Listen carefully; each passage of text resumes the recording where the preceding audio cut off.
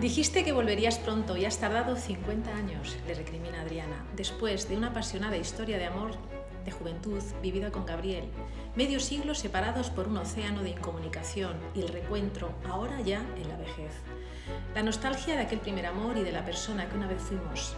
No te veré morir, editorial 6 Barral, Antonio Muñoz Molina. Bienvenido al micrófono de Rosa Pasapágina. Muchas gracias.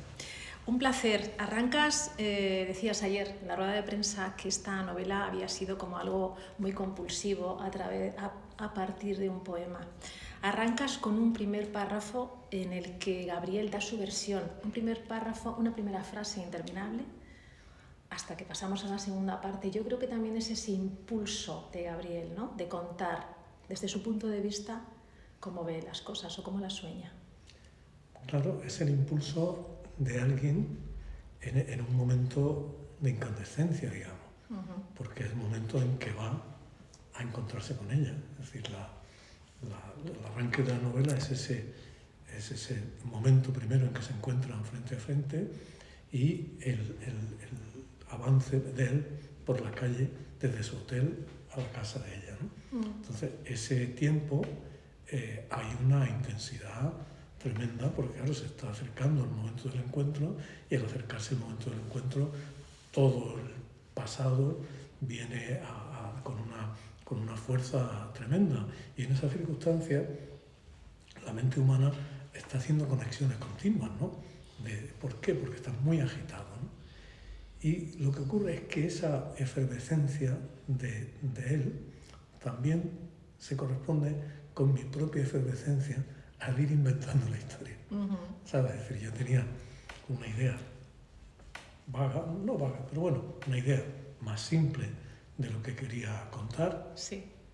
Pero en el momento de empezar a escribir y de encontrar eso se estalló dentro de mí, en mi imaginación. Entonces yo iba escribiendo e iba descubriendo cosas.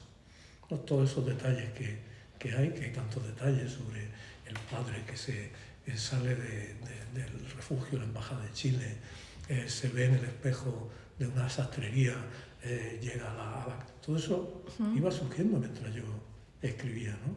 Es decir, que era como si yo fuera descubriendo lo que escribía. Con el personaje al mismo tiempo. Sí.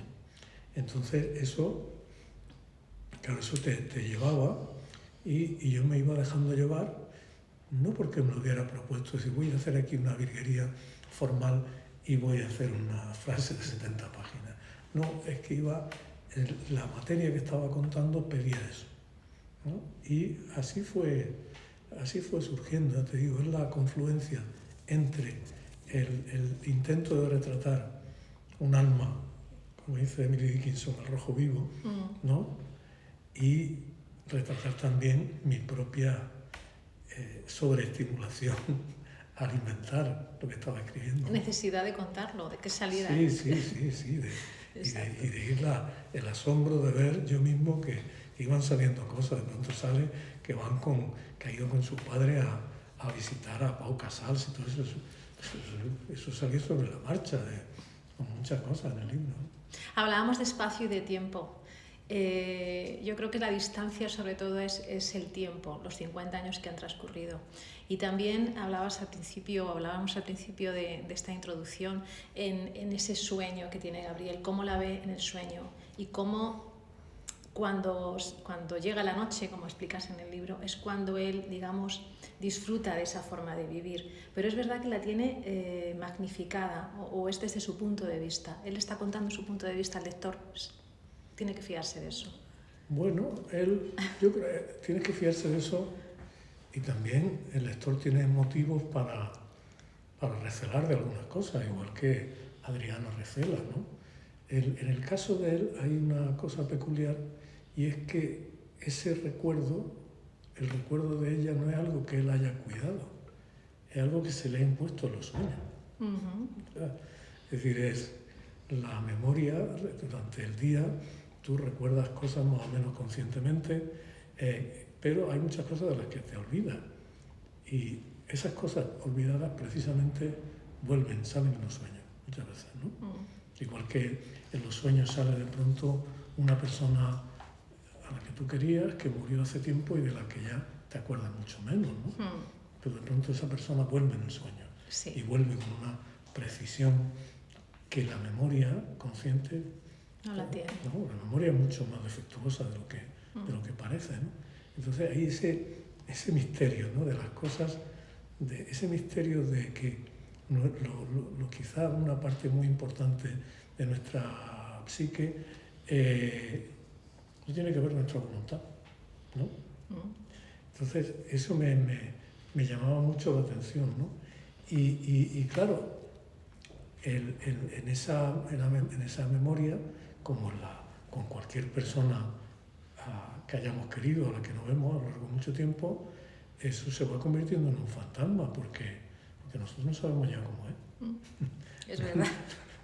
Es decir, nosotros tenemos, eso te pasa con un amigo, con alguien a quien no has visto hace mucho tiempo, en tu cabeza tú lo recuerdas y todo eso, pero claro, tú no has visto cómo ha sido la vida de esa persona a lo largo del tiempo.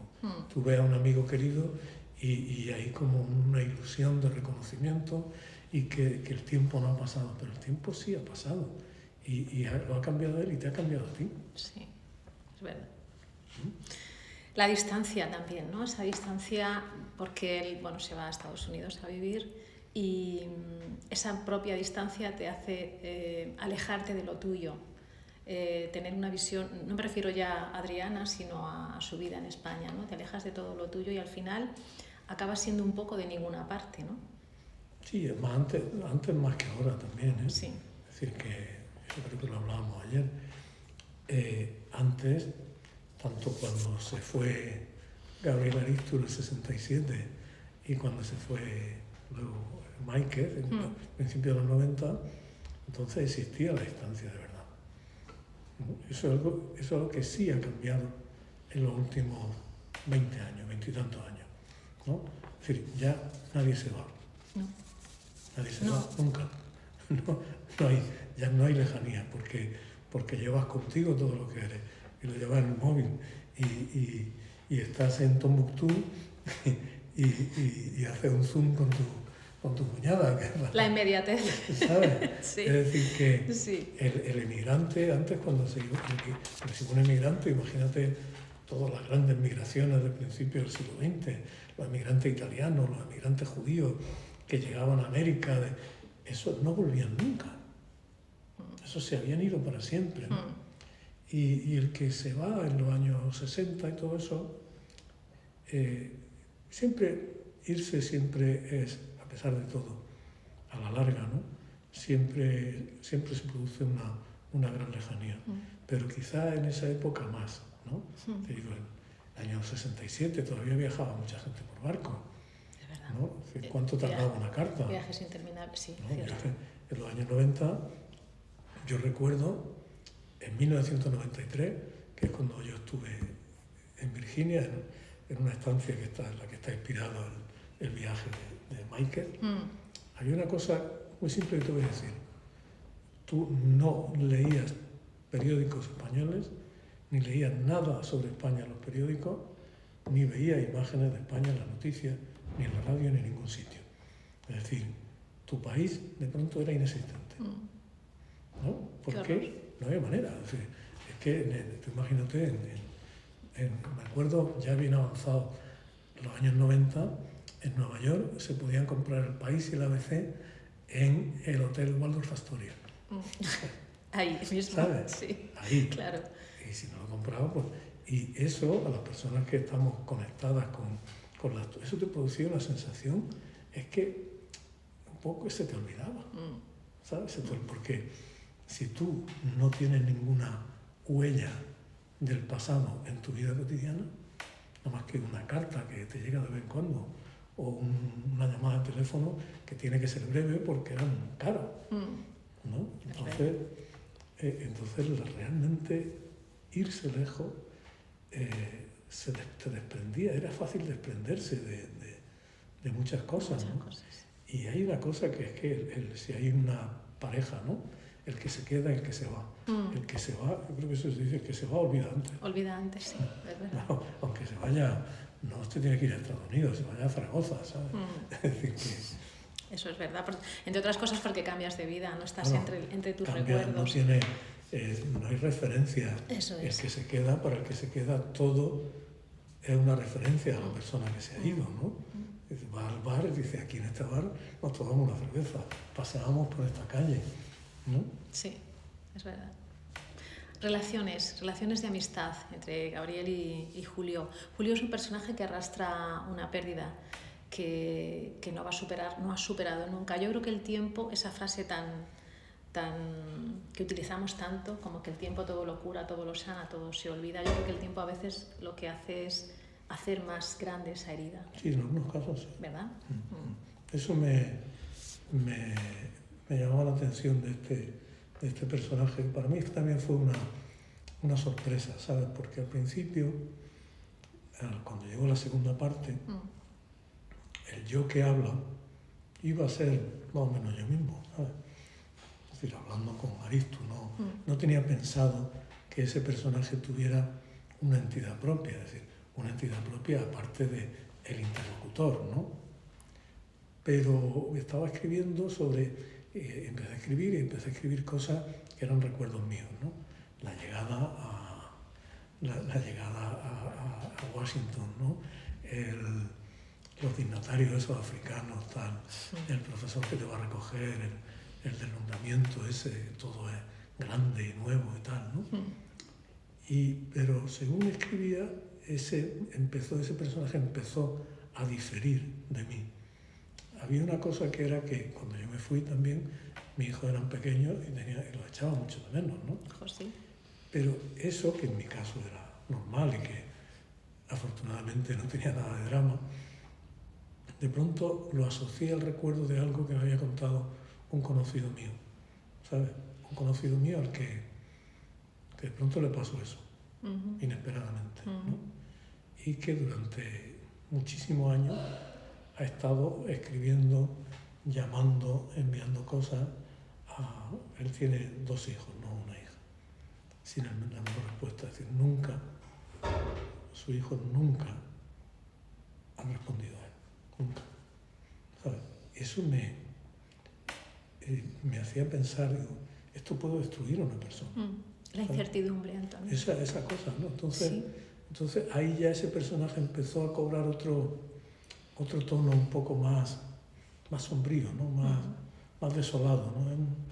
Es un hombre que no sabe moverse en la vida, ¿no? Que no sabe brillar en la vida, ¿no? ¿No sabe vivir? No sabe vivir. No. Entonces vive un poco por delegación también, ¿no? Por eso presta tanta atención a lo que le cuenta el otro, todo eso. El lenguaje, la lengua es lo que los une a los dos, claro, esa confidencia, claro. ¿no? La lengua castellana. Sí, exacto.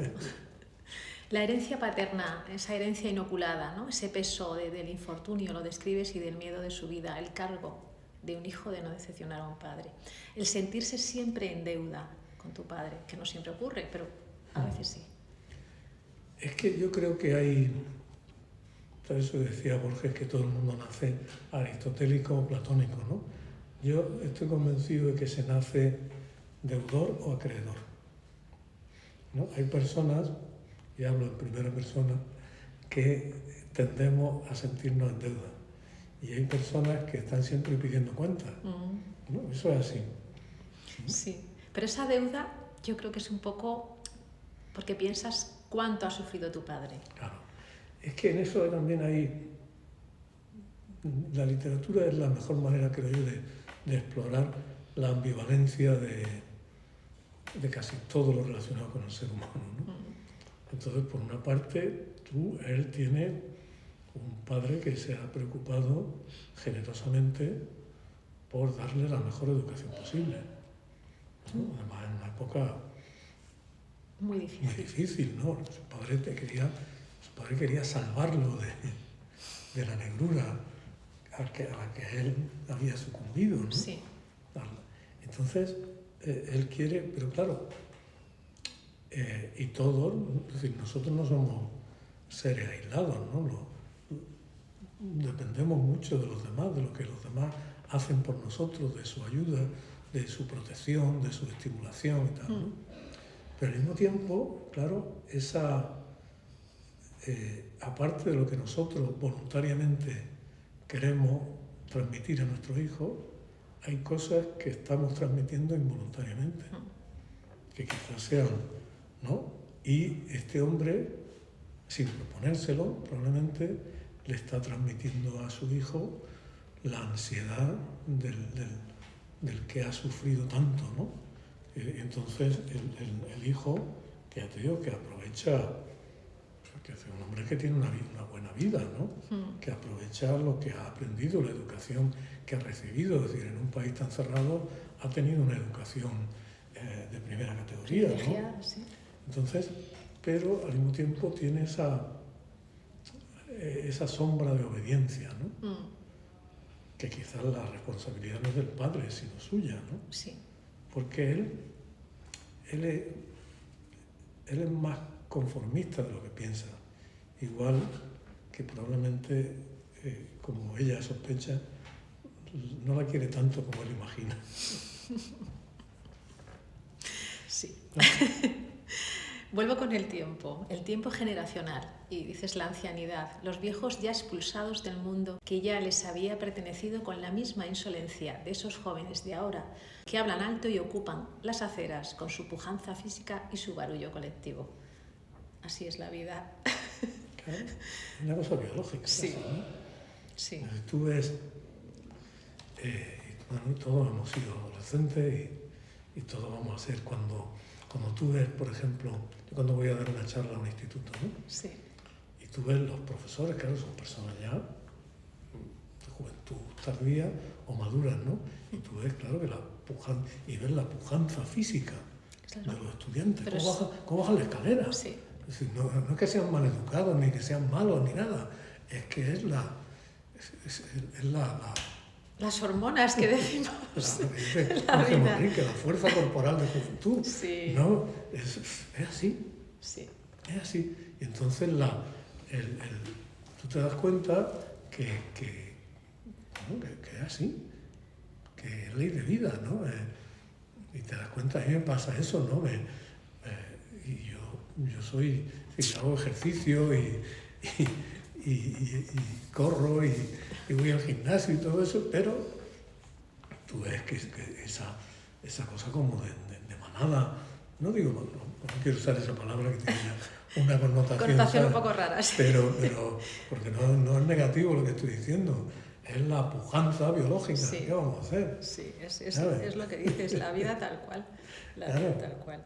Voy con Adriana. Para mí el personaje puede ser que como mujer, ¿no? Que es el contrapunto. Una mujer romántica, apasionada, admirable, con una vida, por supuesto, nada fácil tampoco. Yo le tengo mucho cariño.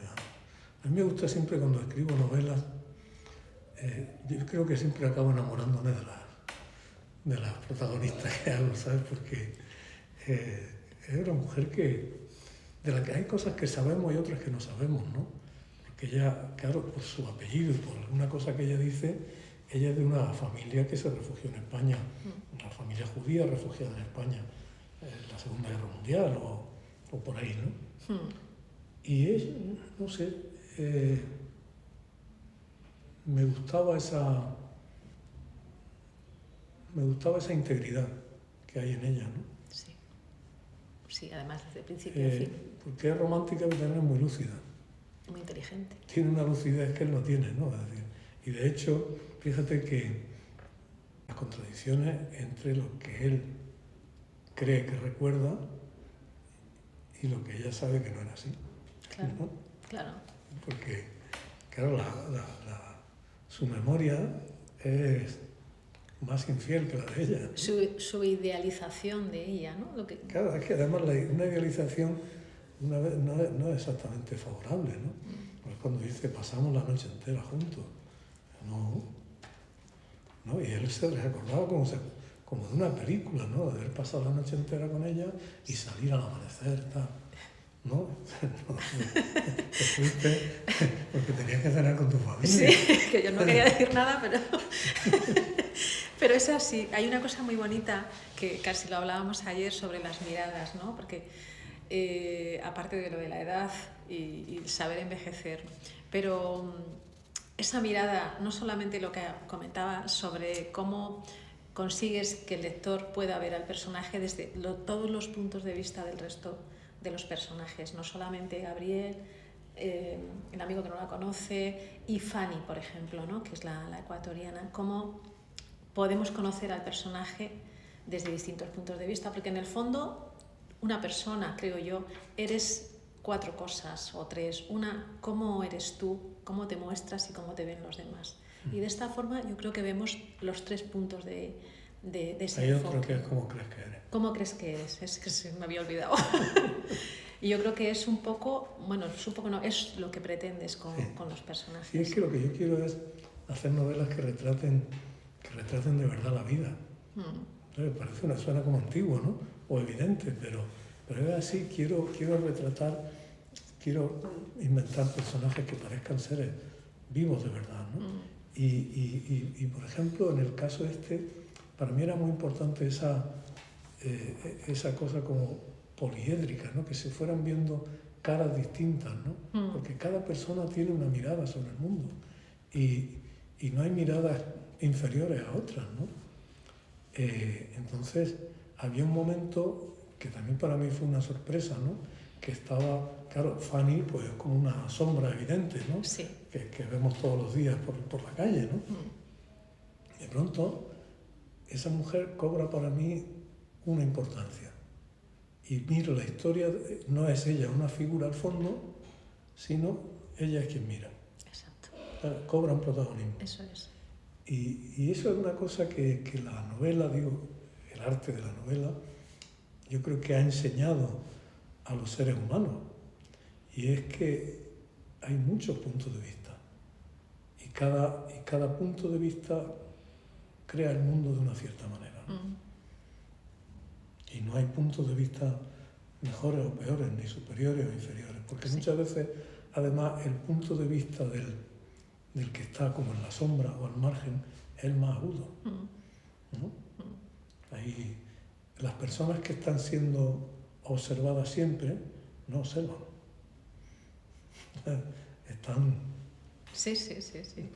Estamos de acuerdo. Entonces, el que está ahí, al margen, ¿no?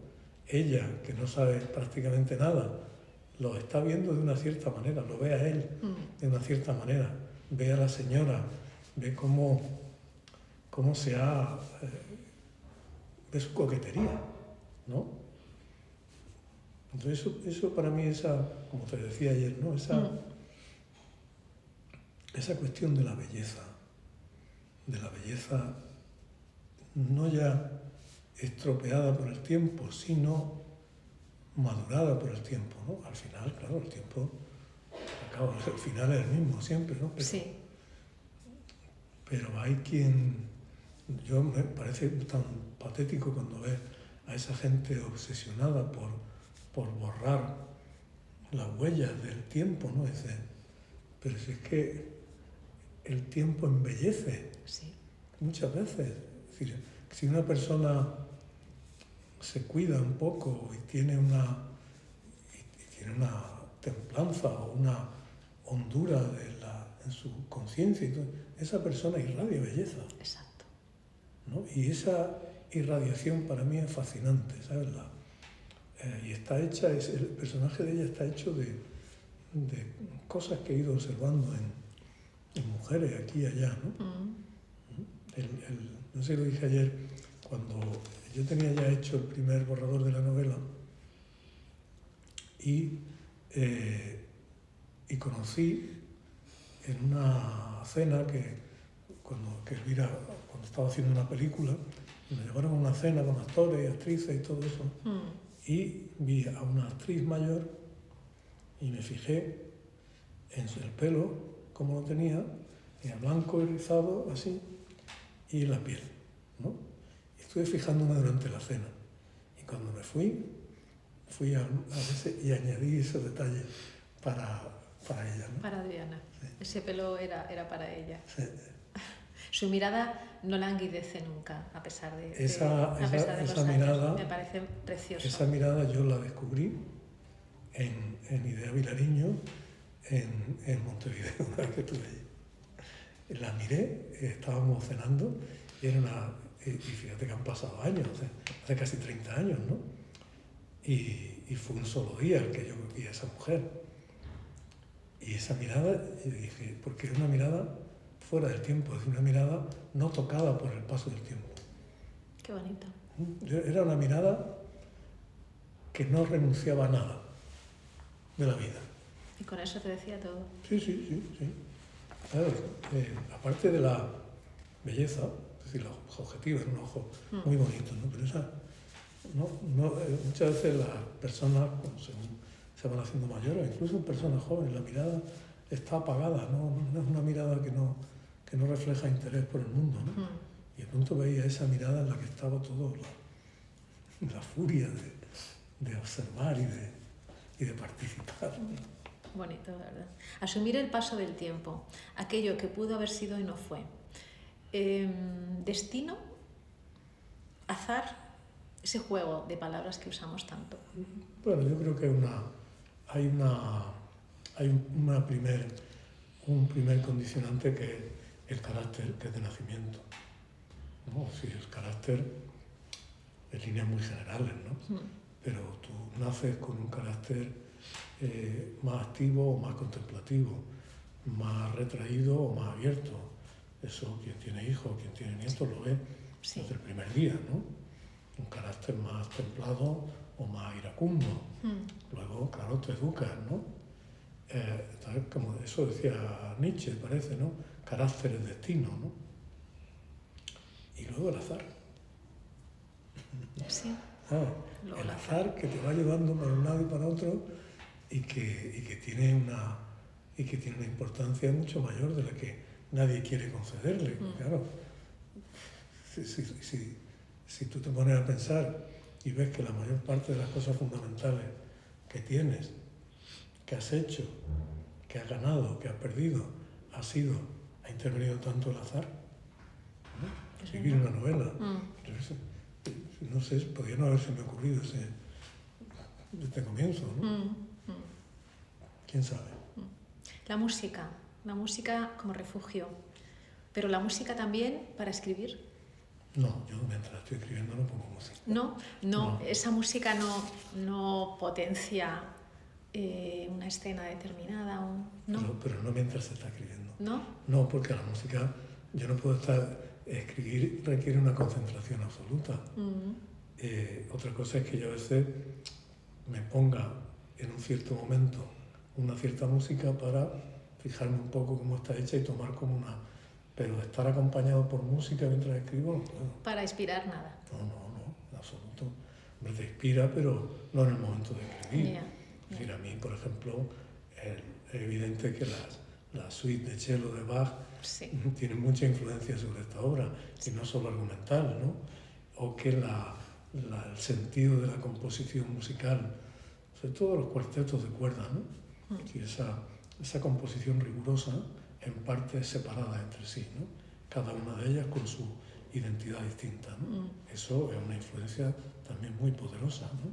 El sentido de la forma, pero yo no puedo escribir con música, ¿no? En el caso de Gabriel ese es el refugio que decíamos. Claro, porque además él tiene la ventaja, que a mí me da mucha envidia, de vivir la música por dentro. O sea, claro, tú puedes disfrutar mucho escuchando música, pero hacerla, eso tiene que ser maravilloso. Claro. Es un refugio, claro, además un refugio que te mantiene alerta, ¿sabes? Es decir, no es un refugio letárgico, ¿no? Es un refugio que te da un sentido de lucidez y de forma, ¿no? Una forma perfecta, ¿no? ¿Qué hace Antonio para escribir tan bonito? Quiere escribir lo más, sobre todo a mi juicio, para mí, lo más claro y lo más preciso que sea posible, ¿sabes? Y lo más económico. Es decir, tienes que hacer, al principio tú vas escribiendo sin control ninguno, ¿no? Porque hay que seguir, pero luego tienes que ir revisando y tienes que ver, tú ves un adjetivo, ¿no? Dices, este adjetivo lo dejo, ¿vale o no vale? ¿Qué pasa si lo quito? ¿No? esta comparación, por ejemplo. ¿Esta comparación es necesaria o es solo un adorno o no se entiende, ¿no? Ese tipo de decisiones son... Pero es un oficio el que dedicas la vida. Ya, pero en este caso es casi poesía narrativa, ¿no? Bueno, necesita que tenga ese hilo musical. Sí, en este caso necesitaba eso. Esta historia pedía eso, ¿no? Y de hecho yo leía mucha poesía sobre todo mientras escribía la primera parte, ¿no? Necesitaba mucho eso, ¿no? Como el que necesita un cierto alimento, ¿no? Y es dedicación y entrega absoluta. Es decir, tú tienes eso, en el mundo no puedes controlar casi nada, ¿no? Pero, te controlan a ti. Pero tú tienes una página y ahí tú puedes hacer lo mejor. Luego también tienes ayuda, ¿eh? Es decir, tienes la ayuda de personas que te aconsejan, que te señalan cosas que quizás no están bien. Esa ayuda también es muy importante, ¿eh? Sí, lo creo que sí. Pues no te veré morir. Un placer, Antonio. Un gustazo escucharte. Muchas gracias. Y leerte, ya sabes que también. Gracias. Ya ves.